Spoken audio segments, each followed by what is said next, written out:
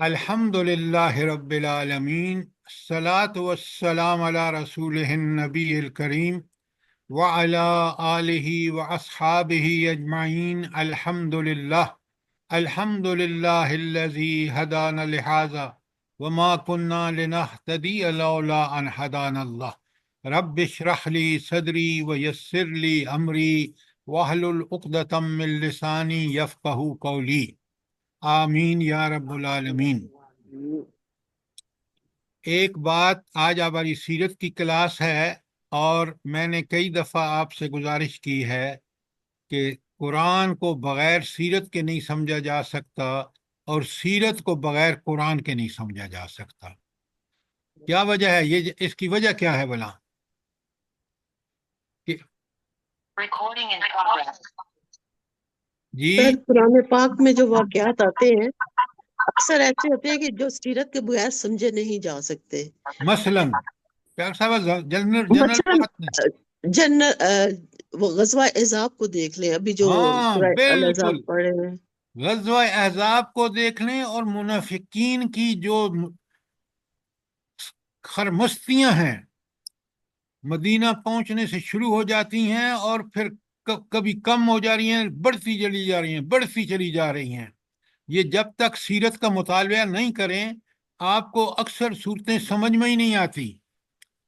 بھائی آپ سورہ بقرہ کو لے لیجئے، سورہ بقرہ میں کیا خاص بات ہے؟ جلدی بتائیں کہ اس حوالے سے، کہ قرآن فہمی کے حوالے سے جلدی بتائیں۔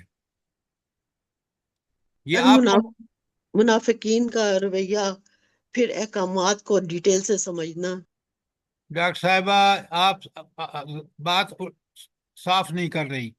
پورے یہود کا جو پہلا نصف ہے اس میں پورے یہود کی سرکشیاں بتا دی گئی ہیں، سازشیں بتا دی گئی ہیں تاکہ مسلمان ان غلطیوں سے، ان سے بچیں جس میں اللہ تعالیٰ کا غضب نازل ہوا ہے ان پر۔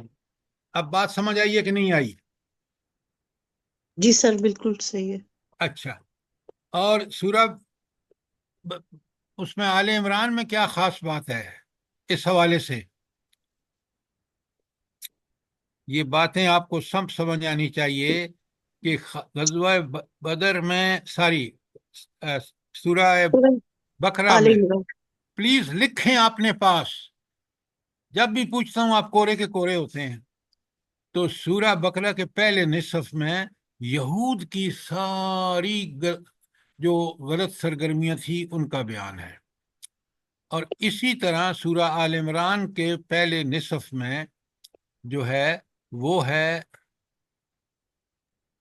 ان کے بارے میں، نصارہ کے بارے میں۔ تو دونوں اہل و کتاب بڑی تفصیل سے کور ہو گئے ہیں سورہ بقرہ کے پہلے نصف میں اور اسی طرح سورہ آل عمران کے پہلے نصف میں۔ اب بات سمجھ آئی ہے؟ جی سر۔ اچھا، یہ بتائیں کہ بقرہ کا جو دوسرا نصف ہے، پہلے نصف میں تو یہود آ گئے، تو دوسرے نصف میں کیا بیان ہوا ہے؟ سب بتا چکا ہوں۔ جی، بنی اسرائیل کے جو کرتوت تھے اور ان کے اوپر جو اللہ کے انعامات ہیں ان کا ذکر کیا گیا۔ کیا بات کر رہی ہیں آپ؟ سر، امامت کی تبدیلی ہے اور احکامات ہیں اس کے بعد کس کے لیے احکامات ہیں؟ امت جی، مسلمہ کے لیے۔ مسلمانوں۔ اب یہ باتیں آپ بڑی اچھی طرح، بالکل آپ نے ٹھیک کہا، لیکن اگر کہیں کہ جب تبدیلی امامت ہو گئی ہے تو نئی امت جو جس کو اس منصب پر فائز کیا گیا، امت مسلمہ کے لیے، اس کے لیے احکامات ہیں۔ اب بات سمجھ آئی کہ نہیں آئی؟ لکھیں یہ باتیں۔ اور سورہ آل عمران کے دوسرے نصف میں کیا ہے بلا؟ جی، جنگ بدر کے اوپر۔ غزوہ بدر پہ خدا کا خوف کریں، خدا کا خوف کریں، جنگ احد پہ تبصرہ ہے۔ کیا باتیں کر رہی ہیں آپ؟ اس طرح غزوہ احد پہ غزوہ احد۔ تو بدر کیوں کہہ رہے ہیں آپ؟ سر ذرا غلطی ہو احد گئی نا۔ نکلنے میں بجائے بدر تو نکل کیوں گیا تھا۔ غلطی ہو گئی ہے؟ آپ قرآن کے بارے میں اس طرح کا رویہ ہوگا کہ آپ بوڑھے ہو گئے اور آپ کو یہ سب چیزیں مجھے اور آپ کو پتہ ہونی چاہیے۔ سر ذہن میں یہی ہے غزوہ احد۔ تو زبان پہ کیوں نہیں ہے وہ؟ اچھا اب یہ بتائیں کہ غزوہ بدر پہ تبصرہ کہاں ہے قرآن میں؟ سورہ انفال میں سر. انفال میں. سورہ انفال میں. یہ سب چیزیں مجھے اور آپ کو اچھی طرح قرآن کے کانٹینٹس، قرآن میں کیا ہے، کس صورت میں کیا ہے. اچھا سورہ احزاب میں نے ختم کی ہے آپ کے سامنے، اگلے انشاءاللہ ختم ہو جائے گی. اس میں بڑی تفصیل سے ساری چیزیں آئی ہیں، خاص کر جنگ احزاب پہ تبصرہ ہے. پھر آپ دیکھیں کہ حضرت محمد رسول اللہ صلی اللہ علیہ وسلم کی شادی جو حضرت زینب سے ہوئی، اس کو منافقین نے کس طرح آپ کی کردار کشی کے لیے نعوذ باللہ استعمال کیا، لیکن اللہ نے وہ ساری غلط رسمیں مٹا کر اور مدینے کا ماحول بالکل عین اسلامی کر دیا. یہ کبھی چیزیں آپ کو دیکھتے نہیں ہیں. پھر آپ دیکھیں یہ جو تبصرے ہیں، غزوہ بدر، غزوہ احد، غزوہ خیبر، فتح مکہ، اور پھر آخری صورت جو نازل ہوئی ہے کہ سورہ نصر، وہاں کیا بتایا گیا؟ بلا سورہ نصر کا خلاصہ کیا ہے؟ جلدی بتائیں، جو آج ہمیں بڑی ضرورت ہے اس جنگ میں، جو ہم جنگ لڑ رہے ہیں اس کے خلاف، انڈیا کے خلاف. کیا سر ہے؟ فتح مکہ کے بعد جوک در جوک لوگ اسلام میں داخل ہو رہے ہیں، تو آپ اللہ تعالیٰ کے نام کی تسبیح کریں، حمد تو کریں. سب سے بڑا یہ ہے کہ جب فتح حاصل ہو، فسبح بحمد ربک، اپنے رب کی تسبیح بیان کیجئے. ہمیں جو کامیابیاں ہو رہی ہیں اس وقت انڈیا کے مقابلے میں، کیا ہم ترانے بجا رہے ہیں جو کافروں کا وتیرہ ہے، یا ہم اللہ تعالیٰ کی تسبیح اور اس کے شکر ادا کر رہے ہیں؟ بتائیں مجھے. کچھ سر یہ اوپوزٹی تو کرتے سر جو رہتے ہیں. فضولیات کی طرف لگی ہوئی ہے، باقی استغفار کرنے والے اپنی جگہ پر بہت کم ہے جو استغفار کر رہے ہیں. بالکل آپ ٹھیک کہہ رہے ہیں، لیکن یہ اصل معاملہ مسلمانوں کا ایمان کا تقاضا یہ ہے، اور یہ ہمیشہ رہے گا قیامت تک، کہ جب بھی فتح اللہ کے حکم سے ہوتی ہے، اور جب بھی یہ چیزیں اللہ تعالیٰ نصیب فرمائے، تو اللہ کا لاکھ لاکھ شکر، توبہ استغفار کرنے کے بعد شکر کرنا چاہیے. سیرت بڑی کمال کی چیز ہے. آپ یہ جو ہم پڑھ رہے ہیں جنگیں، میں نے آپ کو بھیج دیا ہے ہینڈ آؤٹ، جس میں ساری تفصیلات ہیں کہ پہلے جنگ بدر سے پہلے کتنے غزوات ہوئے، کتنے سرایہ ہوئے. ہے نا آپ کے پاس؟ جی سر. جی سر. جنگ بدر اور جنگ احد کے درمیان کتنے غزوات اور کتنے سرایہ ہوئے. پھر جنگ بدر پہ آپ کو تفصیل سے پڑھ کے بتایا ہے، ہینڈ آؤٹ بھیجا ہے. اسی طرح جنگ احد پر بھیجا ہے، جنگ احزاب پر بھیجا ہے، اور جنگ احزاب تک ختم کر چکا ہوں آپ کے ساتھ. ایسا ہی ہے؟ جی سر. جی جی سر. اچھا، اگر آپ مجھے یہ بتائیں کہ آپ میں سے کتنوں نے یہ جو کتاب آپ نے خریدی ہے رحیق المختوم، اس کو کہاں میں نے آپ کو پڑھایا ہے؟ اس ٹاپک تک، جنگ احزاب. آپ مجھے بتائیں، آپ میں کتنے لوگوں نے اس کو پڑھا ہے، اس کتاب کو، جنگ احزاب تک؟ جلدی بتائیں.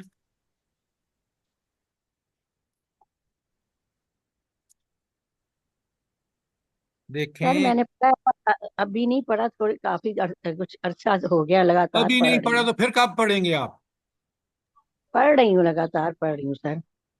ہاں، لیکن ایک ہفتہ تھا، اور یہ میں جب پڑھاتا ہوں تو میں اتنا آپ کو سمری بتا کے، پرنٹ بھیج کے، اور اس کے بعد آپ سے ریکویسٹ کرتا ہوں کہ خدا کے لیے اس کو اس کتاب میں پڑھیں. ہماری یہ کمزوری کہ ہمیں سیرت پر پوری طرح گرفت نہیں ہے، تو نتیجہ یہ ہوتا ہے کہ جب ہم درس دیتے ہیں تو ہمیں پاس مثالیں قرآن سے ہونی چاہیے، نبی صلی اللہ علیہ وسلم کی سیرت سے ہونی چاہیے، اس لیے کہ یہی اللہ کی بتایا ہوا راستہ ہے، یہی رسول اللہ صلی اللہ علیہ وسلم کا بتایا ہوا راستہ ہے. تو جو چیزیں میں آپ سے گزارش کرتا ہوں ان کو پر عمل کرنا بے انتہا ضروری ہے. اچھا، اب آپ مجھے ایک بات بتائیں، حضور نبی کریم صلی اللہ علیہ وسلم نے 13 سال مکے میں گزارے. میں مکی دور کی بات کر رہا ہوں. سمجھیے باتوں کو، لکھیے یہ چیزیں اپنے پاس. آپ مجھے بتائیں کہ ان 13 سال کا حاصل کیا ہے؟ جو اصل چیز جو نبی کریم صلی اللہ علیہ وسلم کو حاصل ہوئی ہے وہ کیا ہے 13 سالوں میں؟ سچ سر، بہترین کردار والے صحابہ، بس پکے سچے مسلمان. ڈاکٹر صاحبہ یہ کردار کا لفظ بڑا اس کے مقابلے میں تزکیہ کیا نبی کریم صلی اللہ علیہ وآلہ وسلم نے. وہ جو اللہ کے خلیل ابراہیم علیہ السلام نے دعا کی تھی بقرہ کی 129 میں، لکھیں آپ، جس کو قبولیت بخشی ہے اللہ نے بقرہ کی 151 میں.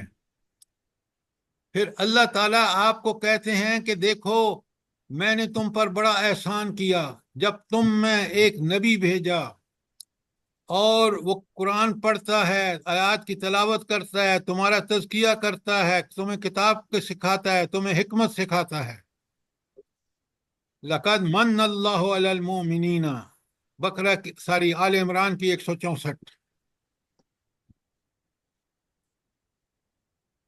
آپ نے کبھی نوٹ فرمایا ہے کہ اس تزکیے نے جو صحابہ اور صحابیات کا آپ صلی اللہ علیہ وسلم نے ایمان لانے والوں کا کیا مکے میں، اسی چیز نے تو ان کو وہ ساری مین پاور دی، وہ انسان، ایسے انسان دیے، ابو بکر صدیق، عمر فاروق، عثمان غنی، علی المرتضیٰ اور دیگر صحابہ جو بڑے زبردست تھے. اور کیونکہ جب تک تزکیہ نہ ہو کہ انسان اپنے خیالات، فکر، عمل، زبان کا تزکیہ نہ کر لے، وہ کسی کام کا نہیں ہوتا اسلامی انقلاب کے لیے. اگر میں غلط کہہ رہا ہوں تو بات سوال کریں، کوشچن کریں تاکہ آپ سمجھیں. بالکل سر، بالکل ٹھیک. آج آپ دیکھ لیں ہمارے نہ اسٹیبلشمنٹ کا تزکیہ ہوا نہ ججز کا ہوا. ججز اس زمانے میں دے رہے ہیں کہ اب کیسز جو ہیں وہ فوج کا جنرل، میجر یا کرنل فیصلہ کرے گا جب ملک پر جنگ مسلط ہے. ذرا نوٹ فرمائیں کتنے یہ لوگ کس سیرت و کردار کے مالک ہیں، جن کا حد ہو گئی ہے کام، سر. سنیں، جن کا کام عدل کرنا تھا وہی عدل کا قتل کر رہے ہیں. 8:30 8:15 ہو گئے ہیں. جی تک میں ہوں گے. کیا کہہ رہے ہیں آپ؟ سر مائک کھلا ہوا ہے ان کا، واپس میں جی باتیں کر رہے مائک ہیں. کھلا ہوا باتیں کر رہی ہے وہ کسی کے ساتھ اور آپ اس کو ڈسٹرب کر رہے ہیں. خدا کے لیے مائک بند کریں آپ. یار یہ دیکھا کرو تم، پتہ نہیں تم کیا چیز ہو. تو آپ یہ ساری چیزیں جو میں آپ کے سے بیان کر رہا ہوں یہ سیرت کی جان ہے. اور جب میں سیرت سمجھتا ہوں تو مجھے قرآن سمجھ آتا ہے. جب میں اپنا تزکیہ کرتا ہوں تو مجھے وہ نفس مطمئنہ حاصل ہوتا ہے اللہ کی طرف سے، جو مجھے بالکل جما دیتا ہے حق پر، اور میں ہر قسم کی قربانیاں دینے کے لیے تیار ہو جاتا ہوں. یہ کس کا نتیجہ ہے؟ اس تزکیے کا نتیجہ ہے جو قرآن تلاوت آیات سے ہوتا ہے. آج ہم میں تلاوت آیات کا وہ کام نہیں کر رہے، اسی لیے میں آپ سے گزارش کر رہا ہوں کہ یہی وہ وقت ہے جب آپ اس کو نکالیں. 1 ہفتے کے بعد لیکچر ہوتا ہے، تو جو لیکچر ہوتا ہے اس کی ساری تفصیلات اس کتاب سے پڑھیں تاکہ آپ کو ٹھیک ٹھیک سیرت جب سمجھ آئے گی، قرآن بہت اچھے طریقے سے سمجھ آئے گا، اور جب قرآن سمجھ آئے گا تو سیرت بھی سمجھ آئے گی. کیوں؟ نبی کریم صلی اللہ علیہ وآلہ وسلم کو اللہ تعالیٰ نے اس لیے رول ماڈل بنایا کہ کیوں بنایا اللہ تعالیٰ نے نبی کریم صلی اللہ علیہ وسلم کو رول ماڈل؟ جلدی بتائیں. تاکہ ہم اتباع کریں اور اسی طرح کے انسان بننے قرآن کی پر کوشش عمل کریں. کرنے کا، قرآن پر عمل کرنے کا ڈاکٹر صاحبہ سب سے بڑا بہترین عمل کر کے دکھایا نبی کریم صلی اللہ علیہ وسلم نے. اللہ نے جو رول ماڈل قرار دیا ہے وہ اسی لیے دیا ہے کہ تم نے قرآن کے مطابق زندگی گزارنی ہے، اور اس کے لیے عملاً نمونہ نبی کریم صلی اللہ علیہ وسلم ہے. لکھیں ان باتوں کو.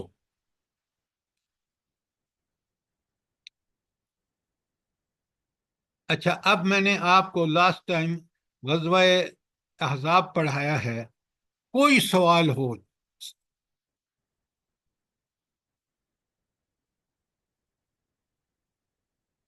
اور آپ کو پتہ ہے یہ آپ کی کتاب جو ہے یہ مسلح کشاکش پیج 265 سے شروع ہوتی ہے، مدنی دور ہے، اور میں نے ایک ایک چیز کو پڑھا ہے، پھر اس پہ پیج نمبر لکھے ہیں آپ کو بتانے کے لیے، تاکہ آپ جو ہے وہ ان چیزوں کو پوری طرح سمجھیں پڑھیں، اس لیے کہ آپ کی اپنی ذاتی کوششیں جو ہیں وہی آپ کو پوری طرح علم حاصل ہوگا۔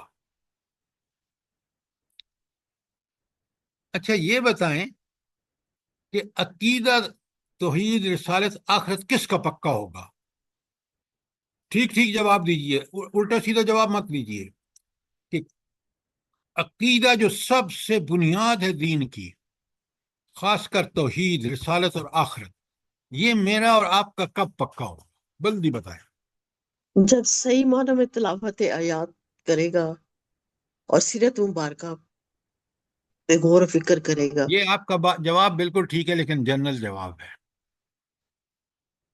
آپ اور میں جب خود پڑھ رہے ہوں، دوسروں کو بتا رہے ہوں، اصل چیز سنیں، عقیدے کی بنیاد، عقیدے کی بنیاد لکھ لیں، علم ہے، اور علم ہے قرآن و سنت کا، اور کوئی علم نہیں۔ یہ جو دنیاوی ڈگریاں ہیں، یہ اگر قرآن و سنت کے بغیر ہوں تو یہ اتنا بڑا فتنہ ہے جو آپ دیکھ رہے ہیں۔ میں اس چیزوں کو عینی شاہد بھی ہوں، اور یہ ڈگریاں میں نے حاصل بھی کی ہیں، امریکہ تک سے کی ہیں، لیکن سب سے بڑا اللہ کا کرم جو بندے پر ہے وہ علم ہے قرآن و سنت کا، جو میرے عقیدے اور عمل کو پکا کر دیتا ہے۔ تو اس کی بنیاد علم ہے، علم ہے قرآن و سنت کا۔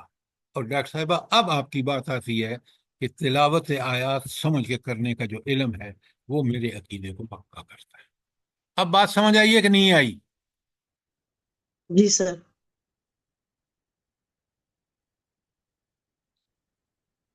جب ہم لوگوں کو یہ بتائیں گے نا کہ عقیدے کی بنیاد علم ہے، لیکن کون سا علم؟ قرآن و سنت کا علم۔ اگر یہ علم نہ ہونا تو یہ ساری ڈگریاں جتنی بھی ہیں، پی ایچ ڈی تک کیوں نہ ہو، ایم فل کیوں نہ ہو، ایم اے بی ایس سی کیوں نہ ہو، یہ جہالت ہے۔ انسان کو سیکولرائز یہ چیزیں کرتی ہیں، لیکن اس کے ذہن کی گرہیں کیا چیز کھولتی ہے؟ علم قرآن و سنت۔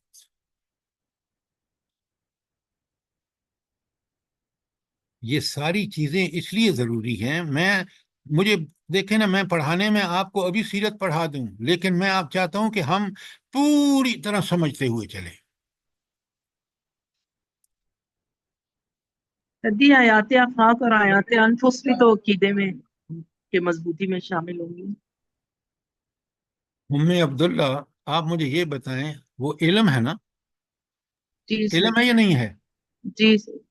تو میں نے جو بات بتائی آپ کو، اب پہلے اگر لوگوں کو وہاں لے جائیں گے نا، علم اور علم قرآن و سنت کا، اور قرآن نے خود بار بار اس کی یاد دہانی کرائی ہے، کس کی؟ آیات کائنات کی اور آیات انفس، جو ہم آنکھوں سے دیکھ کے، اور یہ مشاہداتی ساری چیزیں ہیں جو ہمارے دین اور ایمان کو پکا کرتی ہیں۔ اگر آپ نے پہلے کہہ دیا کہ بس جی یہ تو قرآن ان کا آیات کائنات کا علم ہے، نہیں، علم قرآن و سنت کا۔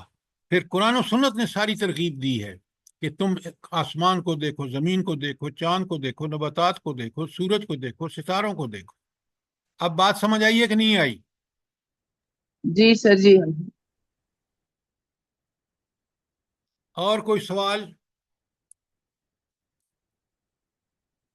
جلدی بتائیں تاکہ میں آگے چلوں۔ آپ کوئی سوال کرنا چاہیں؟ میں نے غزوہ خندق تک پڑھایا ہے لاسٹ ٹائم، جو 5 ہجری میں ہوا ہے، اور اس کی پوری تفصیلات ہم نے ڈسکس کی ہیں کہ اس کے نتائج کیا تھے، اور آپ کے پاس 13-14 پیجز کا ہینڈ آؤٹ موجود ہے۔ کوئی سوال؟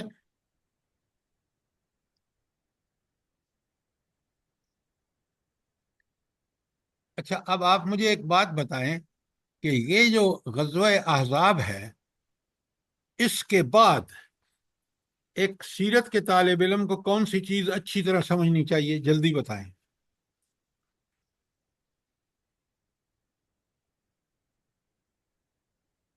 یعنی سیرت میں عسکری چلے میں آپ کو آسان کر دیتا ہوں، عسکری اعتبار سے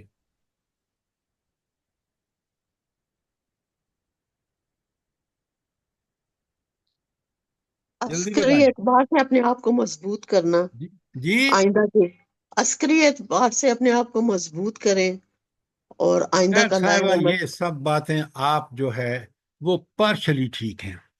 سب سے اہم، بڑے غور سے سنیے، سمجھیے، نوٹس میں لکھیے، سب سے اہم چیز عسکری اعتبار سے غزوہ احزاب یا غزوہ خندق کے بعد وہ جو سرایہ ہوئے ہیں، کس طرح نبی کریم صلی اللہ علیہ وسلم نے آگے بڑھ کر اور پیش بندی کے طور پر ان غزوات اور سرایہ جن میں دین اسلام کو غلبہ حاصل ہوا پورے جزیرۃ العرب میں، وہ صرف جنگیں نہیں ہیں بلکہ وہ سارے سرایہ اور غزوات بھی ہیں جن کا سمجھنا بے حد ضروری ہے۔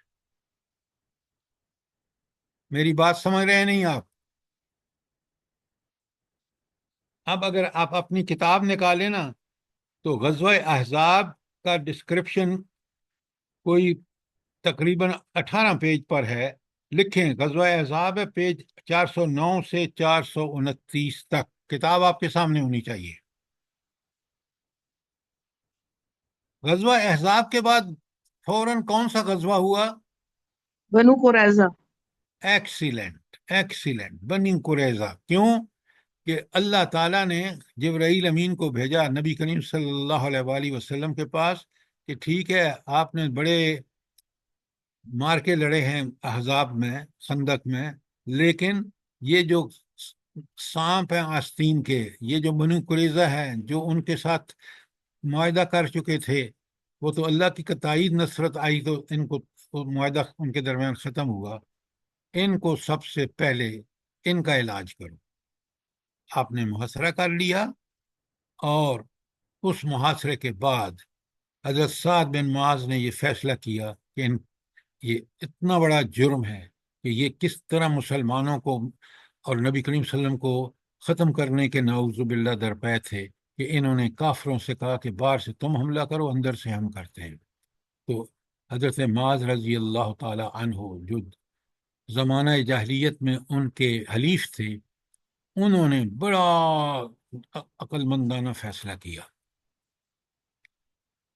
کہ ان کے مردوں کو قتل کر دو اور ان کی عورتوں کو غلام بنا لو۔ اچھا، اب مجھے یہ بتائیں کہ میں کیوں اس کو عقل مندانہ فیصلہ کر رہا ہوں، کہہ رہا ہوں؟ جلدی بتائیں۔ سر اللہ تعالیٰ نے اس کی تائید کی، اس بات فیصلے آپ کی۔ کی ٹھیک ہے، بات آپ کی ٹھیک ہے۔ ایک اور پہلو بھی ہے جو بڑا جس کے وجہ سے حضرت معاذ رضی اللہ تعالیٰ عنہ کی بصیرت نے یہ فیصلہ دیا، وہ ہے دونوں قبیلے بنو کین کا اور بنو قریظہ، انہوں نے کیا حرکت کی بلا؟ جب یہ نکلے وہاں سے مدینہ سے اور خیبر میں جا کے سیٹل ہو گئے، ان کی جلا وطنی کا نبی کریم صلی اللہ علیہ وسلم نے ان بدبختوں نے احزاب میں جو سارے قبائل آئے ہیں جنہوں نے گھوم پھر کے سب لوگوں کو جمع کیا، ان کو اکسایا، اور اس طرح جنگ احزاب برپا ہوئی۔ لہذا اگر ان کو بھی چھوڑ دیا جاتا تو یہ بھی خیبر میں جا کے اسی طرح ان سے جوائن کرتے اور سازشوں کا بعد میں بہت بڑا ارتکاب کرتے۔ تو اللہ جی کے سر۔ چیزوں کو سمجھیں، بہترین طالب علم کی حیثیت سے سمجھیں، قرآن اور سنت کے طالب علم کی حیثیت سے سمجھیں۔ یہ سرسری مطالعہ جو ہے نا، اسی نے مسلمانوں کو تباہ کر دیا ہے کہ قرآن ثواب کی کتاب ہے۔ بھائی ثواب کی کتاب بالکل ہے، لیکن اس کے لیے جو پڑھ کے سمجھ کے اس کے مطابق زندگی گزارتا ہے۔ سر جی ایک سوال ہے۔ جی سر فرمائیں۔ جی وہ جو عیسیٰ علیہ السلام کا قول میں نے ایک دفعہ پڑھا تھا کہ آپ فرماتے تھے علیہ السلام کہ یہ یہودی آستین کے سانپ ہیں، تو یہ درست ہے؟ کیا میں آپ کو یہ نہ یاد دلاؤں کہ اللہ تعالیٰ قرآن میں کہتا ہے کہ یہ میرے اور مسلمانوں کے دشمن ہیں؟ تو حضرت عیسیٰ سے بڑا قول یہ نہیں ہے؟ جی سر. جی بالکل. تو بات تو وہ بتائیں نا لوگوں کو جو اللہ کی بات ہے. میں سر نہیں اگر کہہ رہا کہ صحیح عیسیٰ علیہ السلام نے غلط کہا، لیکن ہمیں جب لوگوں کو بتانا ہے تو لوگوں کو وہ بات بتائیں جس کا کوئی حق ہونے میں کوئی شبہ نہیں ہے.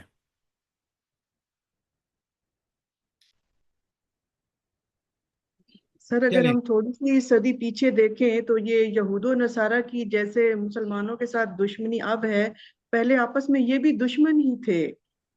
یہ تو بعد میں ان کا گٹھ جوڑ ہو گیا اور اب یہ دنیا پہ حکمرانی کر رہے ہیں.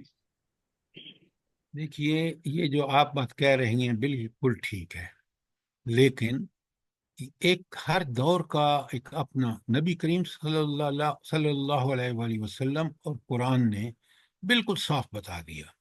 نزول قرآن کے وقت نصارہ جو تھے، کیونکہ عیسیٰ علیہ السلام کو گئے ہوئے کچھ 500 سال سے تھوڑا سا زائد عرصہ گزرا تھا، تو ان میں کچھ لوگ تھے جو دین کی حقیقت سے واقف تھے، اور اس میں آپ کی واضح مثال شاہ نجاشی تھا.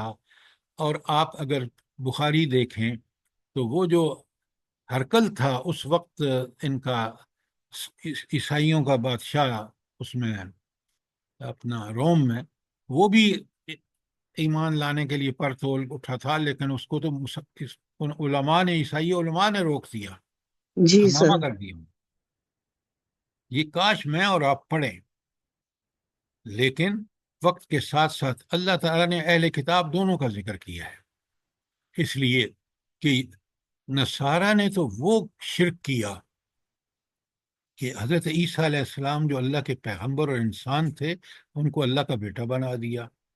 اب آپ خود سوچیں کہ اللہ کا بیٹا تجویز کرنا کتنا بڑا برا شرک ہے، اور شرک بھی پھر ذات ہے. سر جی ایک چیز مجھے جی، یاد آ رہی ہے سر جی، سورہ منافقون میں بھی تو اللہ نے فرمایا نا کہ یہ آپس میں کٹے پھٹے ہوئے ہیں، یعنی یہود و نصارہ، ان کا یہ صرف تمہیں نیچا دکھانے کے لیے آپس میں مل کر تو تمہیں میڈم آپ کی بات ٹھیک ہے، لیکن آپ جڑوں کی طرف نہیں جاتے. ان کے دل اس لیے پھٹے ہوئے ہیں کہ خود قبلہ میں ان کا ڈفرنس ہے، کہ حضرت مریم نے جہاں اعتکاف فرمایا تھا اس کو تو یہ عیسائی قبلہ مانتے ہیں، لیکن اس کے الٹ قبلہ مانتے ہیں نصارہ، یہودی. تو یہود و نصارہ کا بنیادی ڈفرنس ہے، اس لیے ایک دوسرے کے جو ہے. اور آپ کو پتہ ہے جب حضرت عیسیٰ علیہ والسلام دوبارہ آئیں گے تو اس میں یہ جو یہودی ہیں یہ ایمان لے آئیں گے، ساری نصارہ سر ایمان. جی، بہت سارے مارے سے. تو یہ سب چیزیں مجھے سر اور آپ کو، دوبارہ کیسے ایمان لے آئیں گے؟ مطلب وہ انہی کے پیروکار ہوں گے تو دوبارہ کا کیا مطلب؟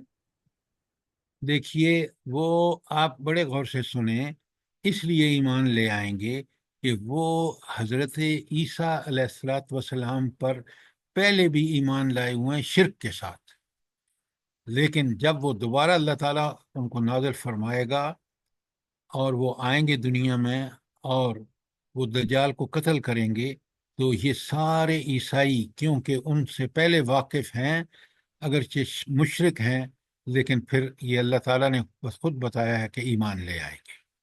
اس لیے بات کہ سر سر جی ایک اور بات اگر آپ تصدیق کریں اس کی مجھے تو، سر جی کے نبی جو عیسیٰ علیہ السلام ہیں وہ آئیں گے تو وہ نبی کریم صلی اللہ علیہ وسلم کی شریعت پر ہوں گے، اس جی لیے وہ سر تو وہ نصارہ بھائی نہیں شریعت مسلمان. آخری تو آ چکی ہے، اب نئی شریعت تو وہ دیکھیں عیسیٰ علیہ السلام کوئی شریعت نہیں لے کے آئیں گے، اس لیے کہ وہ ان کو مل چکی ہے تورات ساری انجیل پہلے. اب وہ آئیں گے ایز اے فالوور آف نبی کریم صلی اللہ علیہ وسلم. جو بات سر جی قرآن یہ نے یہودیوں کھول کا کے بتا قبلہ دی کون ہے، سا؟ وہ میرا اور آپ کا فرض ہے کہ ہم اس پر ایمان لائیں. سر یہ یہودیوں کا قبلہ کون سا ہے؟ یہ بیت المقدس میں قبلہ دونوں ہے، لیکن ایک کا مغرب میں ہے، ایک کا مشرق میں ہے۔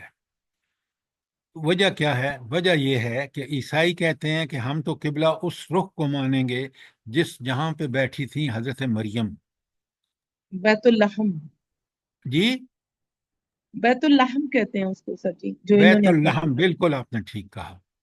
اور یہ جو یہودی ہیں وہ کہتے ہیں کہ ہمارا تو قبلہ مغرب کو ہے، جو اس کی کیونکہ یہ ہمارا جو ہے، یہ ہماری پوری یہود کا یہی قبلہ ہے۔ اب بات سر وہ سمجھ آ جو گئی؟ دیواریں گریا ہے ان کی جہاں روتے رہتے ہیں، جی وہ مغربی کونا ہی ہے نا؟ بالکل صحیح کہا آپ نے۔ اچھا، جی اب سر۔ اس ساری تمہید کے بعد اب میں نے آپ کے سامنے صلح حدیبیہ بیان کرنی ہے، لیکن صلح حدیبیہ بیان کرنے سے پہلے غزوہ احزاب ہم پڑھ چکے ہیں اور غزوہ بنی قریظہ بھی پڑھ چکے ہیں، اس کے سارے وجوہات، اسباب اور نتائج پڑھ چکے ہیں۔ اس میں اگر آپ دیکھیں تو جو بعد میں آپ کی کتاب میں یہ بعد کا جو پیج ہے کہ غزوہ احزاب اور قریظہ کے بعد کی جنگی مہمات، یہ پیج 434 سے لے کر پیج 441 تک ہے۔ کون سے واقعات ہیں اس کے اندر جو آپ نے پڑھنے ہیں؟ سب سے پہلے سلام بن ابو الحقیق، یہ یہودی تھا اور احزاب میں اس کا بڑا رول ہے، قبیلوں کو اکسانے، اس کا قتل کیا گیا۔ دوسرا جو ہے وہ سریہ محمد بن سلمہ رضی اللہ تعالی عنہ ہے، جو پیج 436 اور 427 پر ہے۔ سامنے رکھیں کتاب اپنے، اچھا طالب علم کتاب کو پوری طرح سمجھتا ہے۔ نمبر 3 پر غزوہ بنو لحان ہے، جو پیج 437 اور 438 پر ہے۔ نمبر 4 پر غزوہ غمر ہے، جو پیج 438 پر ہے۔ اس کے بعد 5 اور 6 سریہ ذوالقصہ ہیں نمبر 1، اور سریہ ذوالقصہ نمبر 2 جو ہے وہ آپ کے دونوں ہیں۔ اور 7 نمبر پر سریہ جموم ہے، جو پیج 439 پر ہے، اور نمبر 8 پر سریہ عیس ہے۔